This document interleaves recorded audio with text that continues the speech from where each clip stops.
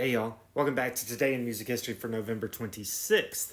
It was 17 years ago today in 2008 that the sales figures for Guns N' Roses' long-awaited album Chinese Democracy were released. The first week's sales were only 261,000 copies, and the album debuted at number 3 on the Billboard album chart. It was only available through Best Buy stores in America, and the funny thing is that part of the failure of the album was blamed on Dr. Pepper.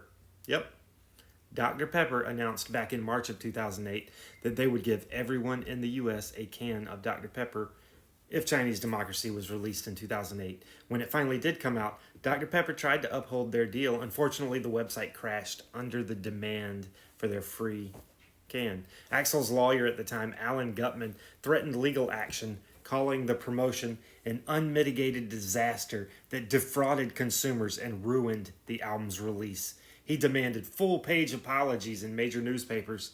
Or it just could have been that, after waiting 100 years for the album to come out, nobody cared anymore. It was 37 years ago today, in 1988, that Russian cosmonauts took a cassette copy of Pink Floyd's newest album, Delicate Sound of Thunder, into space with them.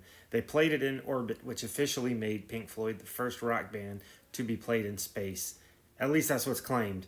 And both David Gilmour and Nick Mason attended the launch of the spacecraft.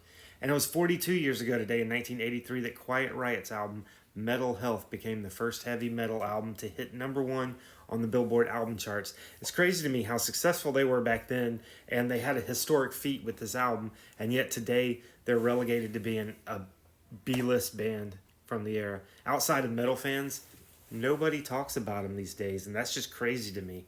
And happy birthday to Rita Ora, who turns 35 today. John McVie of Fleetwood Mac turns 80.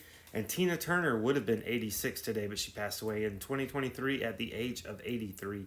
Tune in tomorrow for another Today in Music History. That's right, even on Thanksgiving. And y'all have a magical fucking day.